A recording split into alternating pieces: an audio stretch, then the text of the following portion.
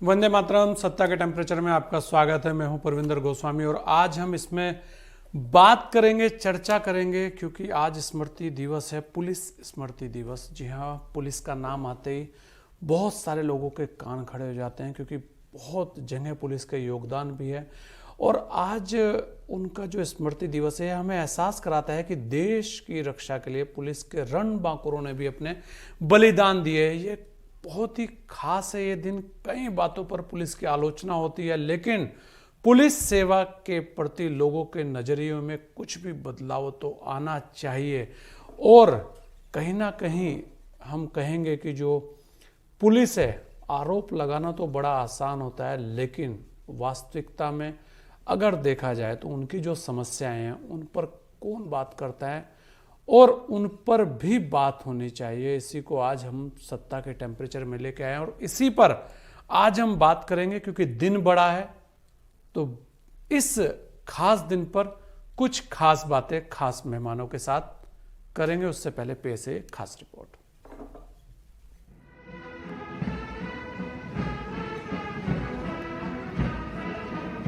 देश भर में आज पुलिस स्मृति दिवस मनाया गया। 21 अक्टूबर 1959 को लद्दाख के हॉट स्प्रिंग में देश की सुरक्षा करने के लिए पहली पंक्ति में तैनात केरी पुबल के एक छोटे से गश्ती दल पर चीनी सेना द्वारा भारी संख्या में घात लगाकर हमला किया गया था। इस लड़ाई में 10 रणबांकुरों ने सर्वोच्च बलिदान दिया था। तब से हर साल 21 अक्टूबर को पुलिस स्मृति दिवस के रूप में मनाया जाता है। आज प्रधानमंत्री, गृह मंत्री सहित देश के हर राज्य के मुख्यमंत्रियों ने शहीद पुलिस कर्मियों को याद किया और अपनी श्रद्धांजलि दी। आज हम जब पुलिस की बात करते हैं तो उसकी कई छवियां दिखती हैं। यह मानना होगा कि पुलिस और समाज के बीच एक दूरी सी रही है। समाज की निगाह में पुलिस के लिए बहुत सकारात्मक छवि नहीं बन पाई। पुलिस ने भले ही मित्र अभियान चलाए हों, पुलिस ने समाज से जुड़ने के लिए तरह तरह के आयोजन भी समय समय पर किए हैं, लेकिन कहीं कुछ ऐसा झोल रहा कि समाज इस महकमे को पूरा आदर नहीं दे पाया। यानी पुलिस कहीं ना कहीं थैंकलेस जॉब करती रही। बेशक कुछ जगहों में पुलिस अपने कर्तव्य और दायित्व से भटकती दिखी हो, लेकिन समाज के तमाम मोर्चों पर पुलिस ने अहम जिम्मेदारी निभाई है। अपनी जान जोखिम में डालकर वह जूझती रही। पुलिस की जिम्मेदारियां विकट परिस्थितियों में और बड़ी हैं। चाहे सीमाओं पर तैनाती हो या फिर नक्सलवाद के इलाकों में गश्त, पुलिस हमेशा मुस्तैद रही। सैकड़ों परेशानियों में रहते हुए भी देश और राज्य की सुरक्षा करना, महीनों तक बिना रुके थके दिन हो या रात हर वक्त ड्यूटी करना, आम हो या खास सभी के साथ रहना। पुलिस की अहमियत को इसी से समझा जा सकता है कि सितंबर 2018 से आतंकवाद रोधी और अन्य अभियानों में सीआरपीएफ, बीएसएफ के साथ 292 पुलिसकर्मी भी शहीद हुए हैं। इसके साथ ही पिछले एक दशक में देश भर में कई बड़े धरने प्रदर्शन भी हुए हैं और वहां पर भी पुलिस ने सुरक्षा प्रबंध में अपनी भूमिका निभाई है। इसके बावजूद भी पुलिस कर्मियों को वो सुविधा आज तक नहीं मिल पाई है जो उन्हें मिलनी चाहिए। कई राज्यों में पुलिस का वेतन भी बहुत कम है। आजादी के बाद बहुत कुछ बदला, लेकिन कुछ अगर नहीं बदला तो पुलिस का ढर्रा।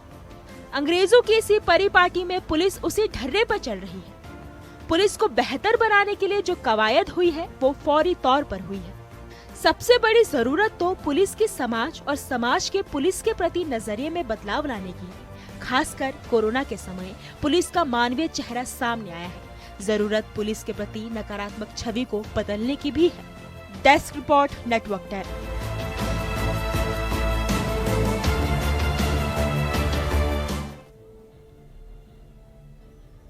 और इसी पर हमारे साथ खास मेहमान जुड़ चुके हैं। हमारे साथ सूर्या कुमार शुक्ला जी हैं, एक्स डीजी हैं उत्तर प्रदेश से, और हमारे साथ दीपक शर्मा जी हैं जो एक्स आईजी हैं उत्तर प्रदेश। आप दोनों का बहुत बहुत स्वागत है। आज का दिन कुछ खास है, तो इसलिए कुछ खास बातें भी हो जाएं। दीपक जी, सबसे पहले मैं आपके पास आना चाहूँगा, क्योंकि हमेशा से एक चीज़ रही है, जब पुलिस का नाम आता है तो बहुत सारे लोग उस नाम को सुनते ही चौंक जाते हैं।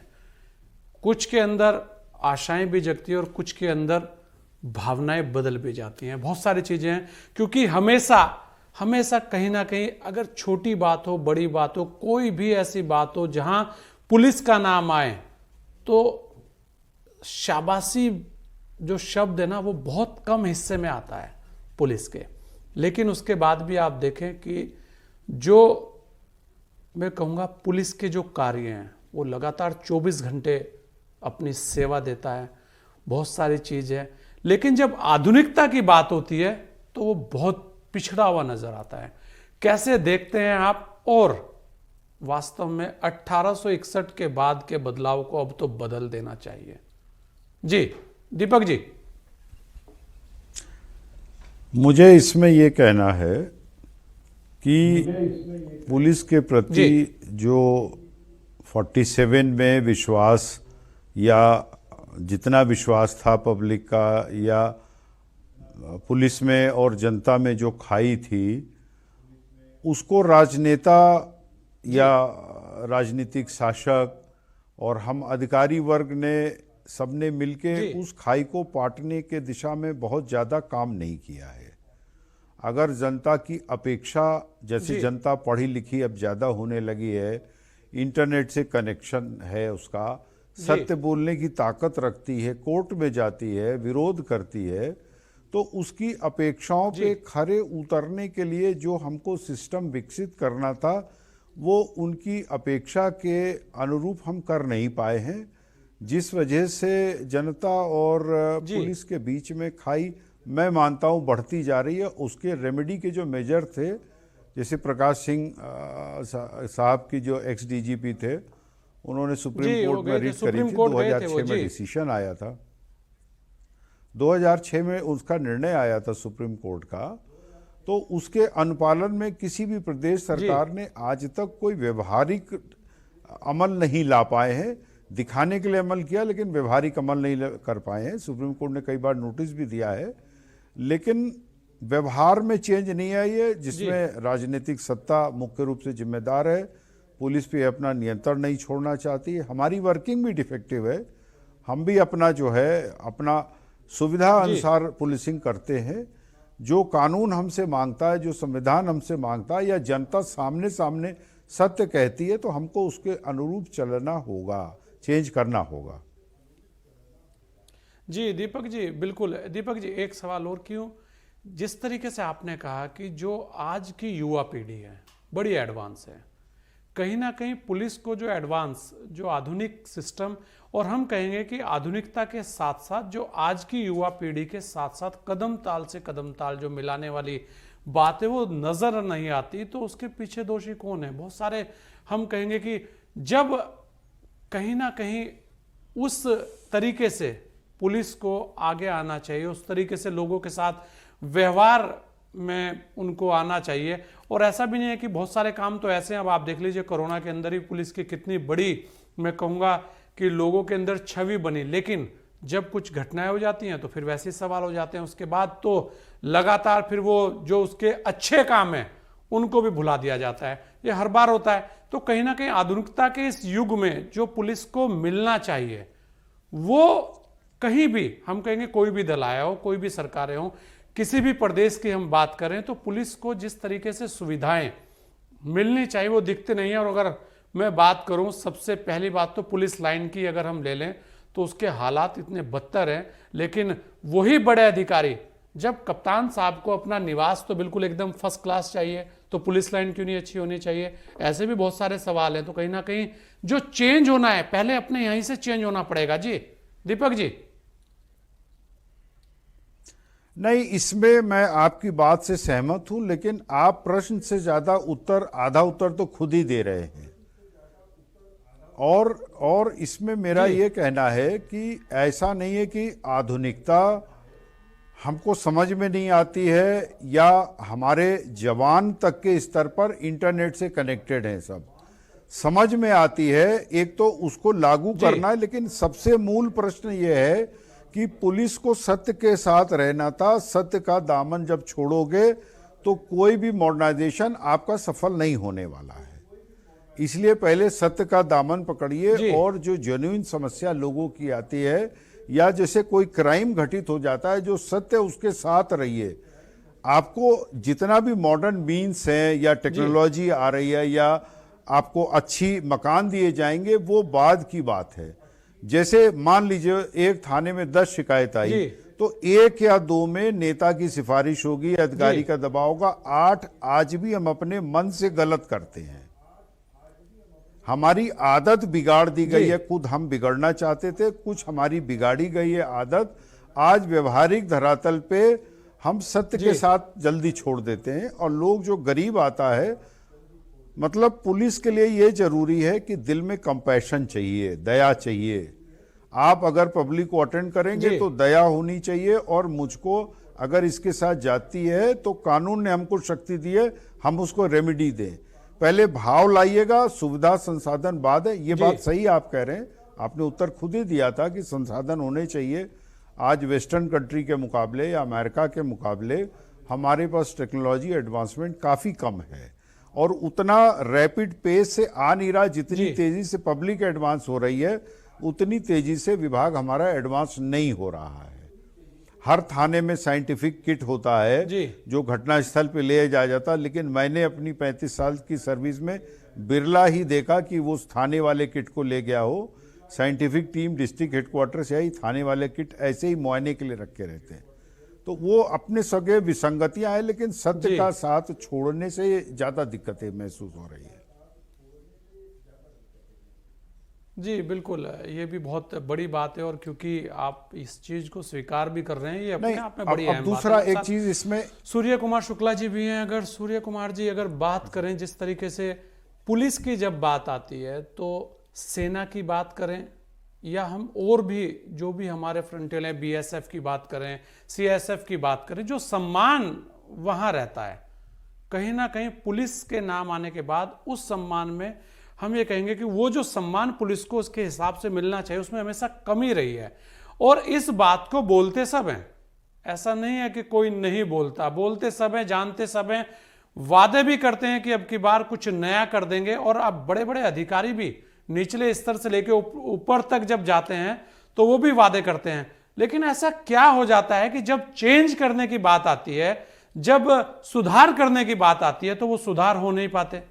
फिर राजनीति शब्द एक सामने आ जाता है। जी सूर्य कुमार जी। जी भाई साहब, बहुत आपने प्रासंगिक विषय उठाया है पुलिस स्मृति दिवस के अवसर पर। और मैं इससे भी बढ़कर आपको इसके लिए बधाई देता हूं कि आपकी डिबेट में मुझे उस तरह से हाव हाव करने वाले और चिल्लाने वाले और लड़ने वाले लोग नहीं दिखाई पड़ रहे हैं। तो मुझे बहुत सुकून मिला कि विचार विमर्श की तरह होना चाहिए। उसमें खींचतान, लड़ाई झगड़ा, आरोप प्रत्यारोप, ये जब होने लगते हैं तो कोई भी सार्थक विचार विमर्श नहीं होता। और इसके लिए मैं आपको विशेष रूप से साधुवाद देता हूं, धन्यवाद देता हूं। और अब आगे मैं पुलिस के बारे में यही बताना चाहूंगा कि ये विडंबना ऐसी है, ये विडंबना ऐसी है कि हर कोई चाहता है कि जनता के साथ पुलिस का व्यवहार अच्छा हो। लेकिन जब बात उठती है कि अगर आप चाहते हैं कि जनता के साथ व्यवहार अच्छा हो, तो जनता का क्या कोई नियंत्रण आपने पुलिस पर दिया है? तो इस पर कोई नहीं तैयार होता कि अगर आप चाहते हैं कि पुलिस निष्पक्ष हो, दलों के बीच भेद न करे कि कौन पार्टी सत्ता में है और कौन विपक्ष में है, तो आपको जिला लेवल पर क्या आपने कोई ऑल पार्टी मीटिंग कमेटी बनाई है जिसके अंडर में पुलिस को रखा है? क्या कोई एडवाइजरी बॉडी भी रखी है कि अगर कोई दरोगा सिपाही किसी से क्षेत्र में बदतमीजी करे और गाली गलौज करे तो उसको वहां नहीं रहने दिया जाएगा, उसको वहां से हटा दिया जाएगा? क्या आपने कोई ऐसा इंतजाम किया है? तो वास्तव में किया तो है नहीं, लेकिन जैसे ओरल सिंपैथी होती है तो मुझे तो बहुत अंतर नहीं लगता। फ्रैंक असेसमेंट करूं तो जो अंग्रेजी गोरे साहब होते थे उनकी जगह पर भूरे साहब आ गए हैं। लेकिन कोई वो उस अप्रोच में अंतर कि कोई अधिकारी, कोई नेता उनसे पूछिए कि अगर आप चाहते हैं कि पुलिस निष्पक्ष रहे तो क्या आप इसको एक पार्टी के सरकार के नियंत्रण से हटाकर ऑल पार्टी या सिटीजन्स की कोई भी चुनी हुई कमेटी उसके अंडर में रखना चाहेंगे? तो इस पर नहीं तैयार होंगे और ऐसा व्यवहार करेंगे कि जैसे उनकी सत्ता चिरकाल तक रहेगी। और मुझे हंसी आती है, थोड़े ही दिन बाद जब पार्टी बदल जाती है तो वही लोग शिकायत करने लगते हैं कि पुलिस बहुत अत्याचार कर रही है। जो आपके ऊपर आरोप लगता था आप दूसरे पे लगाने लगते हैं। इसी तरह कुछ मूलभूत समस्याएं हैं, जैसे आप जान रहे हैं कि 1860 का इंडियन पेनल कोड बना है और उसमें बहुत कमजोर कानून है, खास तौर से अगर गबन, धोखाधड़ी, नाजायज कब्जा, ये इनको कैसे हटाया जाए, इसमें क्या व्यवस्था हो, उसकी बड़ी कमजोर व्यवस्था है। आप सुनते होंगे कि फला का मकान कब्जा हो गया, जमीन कब्जा हो गई, फला का अवैध पैसा उधार का वापस नहीं हो रहा और कानून उसके सामने बौना नजर आता है। और आज तक हम लोगों ने 1860 का कानून नहीं बदला, तो क्यों नहीं बदलना चाहिए। अगली बात है कि आप कह रहे विश्वास की बात, विश्वास कहां से होगा। दरोगा लोगों को कानून ने अधिकार दिया था कि वो दस्तखत न करावे गवाहों का, जो मन हो केस डायरी में लिख दें और दस्तखत न करावें। अब सोचिए कि जब गवाह का दस्तखत ही नहीं कराओगे, उसको मालूम ही नहीं कि मेरा क्या बयान लिखा गया है, तो कोर्ट में जाकर गवाह, मुलजिम, मुद्दई सब बदल जाते हैं कि दरोगा जी ने अपने मन से बयान लिख दिया था। और आप आज ताजुब करेंगे भाई साहब कि ये कानून अभी भी चल रहा है। ये जो हमारी क्रिमिनल प्रोसीजर कोड है उसमें जब ये 161 का बयान लिखा जाता है, 161 सीआरपीसी का, तो उसमें दस्तखत कराने की मनाही है। आप सोचिए कि गवाह का दस्तखत आप नहीं कराएंगे और कहेंगे कि जो मन हो आप लिख लीजिए। तो अंग्रेजों ने तो ये कानून इसलिए बनाया था कि जो मन हो लिख दे ताकि सजा करा सकें और उसको कह सकें कि पुलिस ने यही कहा, यही सही है। अब एक और कल्याण की दृष्टि से सोचिए कि भाई साहब कहते हैं लोग कि पुलिस को सुविधा नहीं मिलती, पुलिस की कोई सुनता नहीं। भाई पुलिस में कोई यूनियन नहीं है, एसोसिएशन नहीं है, तो क्या पुलिस को कोई व्यवस्था आपने की है कि जो उनकी वाजिब बातें होंगी वो कौन प्रस्तुत करेगा और उसको कौन सुनेगा। हम भी कह अगर रहे हैं, ये तो आप जानते हैं कि एक जी बिल्कुल आप सही कह रहे हैं कि कुछ ना कुछ ऐसा इंतजाम होना चाहिए कि उनकी जो वाजिब बातें हैं उनको सुनने का, उनको उन पर निर्णय लेने, जैसे 24 घंटे ड्यूटी करने वाली बात है या हफ्ते में एक दिन छुट्टी देने वाली बात है, आज तक नहीं हो पाई। और वो इसलिए कि उनकी कोई यूनियन नहीं है, एसोसिएशन नहीं है, तो उनकी इस बात को अधिकारियों से पूछिए तो कहेंगे कि अरे काम बहुत है, अगर छुट्टी दे देंगे एक दिन तो काम बिगड़ जाएगा। और अगर पूछिए कि 24 घंटे ड्यूटी लेने, क्या ड्यूटी नहीं भाई, 8 घंटे, 10 घंटे, 12 घंटे, कोई तो लिमिट फिक्स कर दो, तो वो कोई तैयार नहीं है। अरे वो सब काम चला ले, क्यों? क्योंकि उनकी कोई ऐसी आवाज नहीं। तो इतना ज्यादा किसी को कानून में बांधना भी उचित नहीं है कि मानवीय सीमा से ऊपर हो जाए। फिर इसी से जुड़ी हुई बात आप कल्पना करिए कि एफआईआर लिखने की मजबूरी कानून में लिखी हुई है कि आए हुए तो एफआईआर लिखिए। फिर लोग कहते हैं एफआईआर नहीं लिख रहे हैं, है क्या? इतने ज्यादा झूठे एफआईआर लिखाने के लिए दुश्मनी में लोग तैयार हो जाते हैं कि अगर सब एफआईआर पुलिस लिखने लगे तो बड़े बड़े इज्जत वाले लोगों की इज्जत उतर जाएगी और वो 5-5 साल 10-10 साल मुकदमे अदालत के चक्कर लगाते रहेंगे, क्योंकि गवाह गवाही भी झूठी दे रहा है, एफआईआर भी झूठा लिखा रहा। आज तक ये प्रोविजन नहीं बना कि कोई मामले में जांच करके पहले तब एफआईआर लिख लो, लेकिन ये कानून नहीं बन पाया। वो भी बात आपकी बिल्कुल सही है कि कंप्यूटर में बड़े कमजोर, ज्यादातर पुलिस कर्मचारी अंग्रेजी में कमजोर, तो इनका समय से कुछ उपचार, इलाज, ट्रेनिंग ऐसी करानी चाहिए और ज्यादा करानी चाहिए, जिससे कि ये कर्मचारी जो पढ़े लिखे अंग्रेजी जानने वाले, कंप्यूटर जानने वाले लोग हैं, उनसे भी बराबर अच्छी तरह संवाद कर सकें। लेकिन उसकी व्यवस्था अभी आप जानते हैं, computer crime, ATM fraud, cyber crime, ये बढ़ते चले जा रहे हैं और अभी उतने कर्मचारी विभाग में ट्रेंड नहीं है। इनकी गति और बढ़ाने की जरूरत है। तो दिक्कतें कई हैं। इसी तरह आप देखिए कि बिल्कुल न्याय विभाग और पुलिस विभाग का तालमेल इतना गड़बड़ा गया है। बात करें सूर्य कुमार जी, एक और अहम इसमें एक बात थी, क्योंकि आज दिन पुलिस स्मृति दिवस है, तो कम से कम उनकी कुछ समस्याओं पर चर्चा होनी चाहिए, जैसे कि रहने की जो स्थिति है आज भी थानों के अंदर हो या पुलिस लाइन के अंदर हो, आप देखते होंगे कि जो वहां व्यवस्थाएं हैं वो बहुत ही खराब व्यवस्थाएं हैं बहुत सारी जगह। हम ये तो नहीं कहते कि सब जगह ऐसे हालात हैं, लेकिन हम ये जरूर कहेंगे कि लगभग 70% जो जगह है वो बहुत बुरी स्थिति में है। और उस चीज को सही करने की जो जिम्मेदारी है वो कौन ले?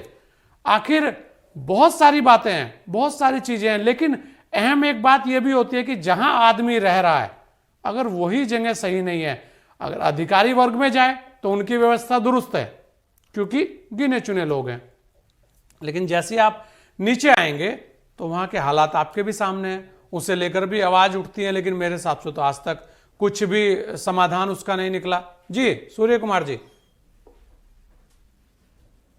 जी, इस पर मैंने अपनी सर्विस में भी बहुत विचार किया, राय मशविरा किया, लेकिन हालत यह है कि जो हाउस रेंट अलाउंस कर्मचारियों को मिलता है, जब उनको सरकारी मकान मिलता है तो स्वाभाविक है कि वो हाउस रेंट अलाउंस भी नहीं मिलता और साथ में उनको कोई किराया भी नहीं देना पड़ता। जी। अब अगर वो सारी पुलिस लाइन, सारे थाने, सारे चौकी के मकानों की रिपेयर की जो जिम्मेदारी सरकार ले लेती है तो लेती है, लेकिन उतना बजट दे नहीं पाती। जब बजट की बात आती है तो कहते हैं अरे भाई ये तो अरबों में चला जाएगा अगर इतनी सारी बिल्डिंगों का रिपेयर हम जिम्मेदारी ले लेंगे। तो होना ये चाहिए कि कुछ थोड़ा अमाउंट आप रिपेयर के लिए जो जरूरी हो वो ले लीजिए, क्योंकि वेतन अब इतना संकट नहीं रह गया है कर्मचारियों को भी। सबसे आप कुछ रिपेयर के नाम पर, मरम्मत के नाम पर उनका किराया जो मकान आप दे रहे हैं भले ले लीजिए, लेकिन वो मकान बिल्कुल ठीक ठाक हालत में रखिए। रिपेयर का पैसा अभी भी विभाग में बहुत कम आता है और इसके कारण वो बिल्डिंगें जो है वो ठीक से रिपेयर हो नहीं पाती और कहीं पानी चू रहा है, कहीं पर घास उग रही है, कहीं नाली टूट गई है, इस तरह की दिक्कतें आती हैं, उससे बिल्डिंग खराब होती चली जाती है। जी, और हालत बद से बदतर होते चले जाते हैं। दीपक जी एक अहम सवाल, क्योंकि समय भी कम है और आज बात बहुत सारी है, लेकिन क्या करें कि समय के हिसाब से ही करते हैं। एक और अहम बात है कि ट्रांसफर की जब बात होती है तो बड़ी जल्दी भी ट्रांसफर हो जाते हैं, बहुत सारे लोग वहीं जमे रहते हैं, बहुत सारे लोग पूरे प्रदेश में घूम जाते हैं। ऐसी भी बहुत सारी समस्याएं पुलिस के सामने आती है, तो कहीं ना कहीं उनके जो भाव हैं वो चेंज हो जाते हैं, उससे लेकर भी समस्या। आखिर ट्रांसफर एक्ट जो लागू होना चाहिए, जब आप धीरे धीरे कर हर डिपार्टमेंट के अंदर लागू कर रहे हैं, तो कहीं ना कहीं एक व्यवस्था वहां भी ऐसी होनी चाहिए, लेकिन उससे लेकर भी कभी बात नहीं होती। क्यों? क्योंकि फिर वहां पर फिर एक राजनीति शब्द सामने आ जाता है कि वो मेरा और वो तेरा। कहीं ना कहीं एक बाउंडेड टाइम रहने से तो कुछ तो समस्या का समाधान हो पाएगा। कैसे देखते हैं आप उस चीज को? जी दीपक जी। इसमें मैं ये कहना चाहूँगा कि सुप्रीम कोर्ट का जो जजमेंट हुआ है 2006 में प्रकाश सिंह जी के मामले में, जो डीजी साहब थे जी, तो उसमें इस चीज़ के लिए एक गाइडलाइन ले डाउन करी गई थी, लेकिन उसका अनुपालन हो नहीं पा रहा है। और आपकी पुलिस में नियुक्ति के लिए स्थायित्व चाहिए ही चाहिए काम करने के लिए। आप कहीं नियुक्त होते हैं, 3-4 महीने में एरिया जानते हैं, वहाँ के क्रिमिनल को जानते हैं, लोगों को जानते हैं। आपके प्रभावी होने के लिए, पुलिस को प्रभावी होने के लिए थोड़ा निश्चित समय चाहिए होता है। अगर उस समय से पहले अगर आपका ट्रांसफर, कारण चाहे जो भी हो, चाहे राजनीतिक हो, बहुत बड़ा कारण हो, तभी हटाएं, अन्यथा पुलिसकर्मी को एक स्थान पर रहने दिया जाए, नहीं तो पूरी व्यवस्था डिस्टर्ब हो जाती है। फिर क्राइम कंट्रोल और लोगों की शिकायत, इसको बैलेंस करना या रिड्रेसल, उसका निदान करना बहुत कठिन हो जाता है, जो आज हम व्यवहारिक रूप से देख रहे हैं। हमारे सामने एक बहुत बड़ी दिक्कत है। यदा कदा ट्रांसफर हो, बात समझ में आती, पुलिस ऐसा विभाग है कि यदा कदा ट्रांसफर होने भी चाहिए। मान लीजिए पुलिसकर्मी ने कोई ऐसी घटना कर दी है जी, ऐसा गलत काम कर दिया है, तो चलिए ठीक है, लेकिन कुछ मामलों में तो ठीक है, अपवाद स्वरूप और हर रैंक में ज्यादा ट्रांसफर हो रहा है, ये गलत है। अब इसके कारण तो बहुत है, कारण तो बहुत लंबे गिनाए जा सकते हैं, लेकिन ये होने नहीं चाहिए ज्यादा ट्रांसफर। जी बिल्कुल होने नहीं चाहिए, लेकिन इस व्यवस्था को देखेगा कौन, करेगा कौन, बहुत सारे सवाल हमेशा खड़े हो जाते हैं। और सूर्य कुमार जी, समय कम है, 2 मिनट में अपनी बात कीजिएगा। एक अहम बात यह है कि पुलिस की छवि को सुधारने के प्रयास हमेशा से किए जाते हैं, हर कोई बातें भी करता है, लेकिन जैसे अभी आप ही लोग कह रहे हैं कि भाई सुप्रीम कोर्ट का भी एक आदेश आया, नहीं पालन हुआ। अरे सारी चीज़ों का पालन होता है, केवल पुलिस के लिए जब चीज़ें आती हैं तो उसका पालन नहीं होता। उसके अलावा भी बहुत सारे और भी सवाल खड़े हो जाते हैं फिर कि पुलिस के ऊपर तो इतने सारे आरोप लगते रहते हैं, पुलिस ने तो एफआईआर ही दर्ज नहीं की, पुलिस ने ये नहीं किया, पुलिस ने वो नहीं किया। फिर उसके अंदर आती है महिला पुलिस की बात, उसे लेकर भी बहुत सारे सवाल, बहुत सारे भेदभाव वहां पे रहते हैं। आज महिला पुलिस को लेकर मैं इसलिए आपके बीच में इस सवाल को ला रहा हूं क्योंकि शक्ति मिशन की शुरुआत कर रखी है मुख्यमंत्री जी ने, तो कहीं ना कहीं शक्ति में एक जो महिला पुलिस है वो भी आती है, उसे लेकर भी जिस तरीके के भेदभाव पुलिस के अंदर है उस पर आप क्या कहना चाहेंगे और कैसे देखते हैं आप उन चीजों को? जी बिल्कुल। वैसे अब दो बात है। पहला तो बात आई थी ट्रांसफर की। अभी मेरा तो ये मानना है कि ट्रांसफर के मामलों में पूरी पारदर्शिता आनी चाहिए। किसी भी व्यक्ति का ट्रांसफर क्यों हुआ और क्या कारण है, उसके स्थान परिवर्तन करना क्यों आवश्यक है, ये रिकॉर्ड किया जाना चाहिए। नहीं कि जहां आपने ज्यादा अधिकार दिया, चाहे वो कप्तान को या किसी दूसरे को, तो वो उस पर जरूर मनमानापन होने लगता है और दुरुपयोग की संभावना बन जाती है। इसलिए कारण जरूर लिखना चाहिए। नियम ही नहीं बना अभी तक कि ट्रांसफर कैसे होंगे। नंबर 2, महिला पुलिस की जो बात आपने बताई, तो ये भी अभी विभाग में एक और बड़ी सुधार की जरूरत है कि लोगों पर निगरानी करना, नजर रखना, वो काम, यानी पुलिसिंग द पुलिस। और मिलिट्री में जैसे होता है कि मिलिट्री पुलिस होती है, अभी यहां नहीं बन पाई, तो निगरानी अगर रहे कर्मचारियों पर, अधिकारियों पर कि कौन आदमी क्या काम कर रहा है, क्या वाजिब नहीं है, उस पर समय से सुधार हो, उसकी रिपोर्ट पर कार्यवाही हो। और जिले में पब्लिक को न कोई पुलिसकर्मी सताए, इसके लिए जिला में पुलिस कंप्लेंट अथॉरिटी बने। और वो पुलिस आयोग ने भी कहा था, लेकिन अभी तक बन नहीं पाई। तो इसी कारण बीच बीच इस प्रकार की दुर्घटनाएं और विडंबनाएं हो जाती हैं। जी नहीं, बिल्कुल दुर्घटनाएं भी होती हैं, विडंबनाएं भी बहुत हैं। महिला पुलिस को लेकर भी बहुत सारी बातें हैं और पुलिस के जवान को लेकर तो सवाल ही सवाल हैं, हर किसी के पास सवाल हैं। और क्योंकि आज पुलिस स्मृति दिवस है, आप दोनों लोगों ने हमें अपना कीमती समय दिया, उसके लिए बहुत बहुत धन्यवाद। समय कम है, दोबारा फिर आप लोगों के साथ इसी चर्चा को आगे बढ़ाएंगे। और आज जिस तरह से हमने देखा कि पुलिस के लोग ही परेशान हैं क्योंकि जो निर्णय आते हैं उन निर्णयों का पालन नहीं हो पा रहा है। बहुत सारे ऐसे सवाल है कि आखिर पुलिस को हम आधुनिक कैसे बनाएं, उसके अलावा पुलिस की जो समस्याएं हैं वो किसे बताएं, क्योंकि बहुत चीजें दिखती हैं कि दोष निकालना तो बड़ा आसान है, आलोचना करना बड़ा आसान है, लेकिन सामने वालों की स्थिति क्या है उसको भी समझना चाहिए। उसके लिए भी कुछ ना कुछ होने चाहिए प्रयास। और कभी कभी ऐसा भी होना चाहिए कि जब बहुत वर्ष हो जाते हैं तो कुछ चेंज हर कोई मांगता है। और ऐसी बहुत सारी कहावतें भी हैं कि चेंज कर देने से बहुत सारी स्थिति अपने आप ठीक हो जाती है। तो जिस पुलिस की छवि को, जिस खाकी को हम कहेंगे, ये कहा जाता है कि उसके ऊपर दाग ही दाग हैं, लेकिन उसके पीछे के बलिदान और उसके पीछे की, हम कहेंगे, बहुत सारे ऐसे भी पुलिसकर्मी हैं जो आपके सामने, जिनकी स्टोरियां हैं, जो एक आदर्श रहे हैं, तो उनको भी सोचना चाहिए।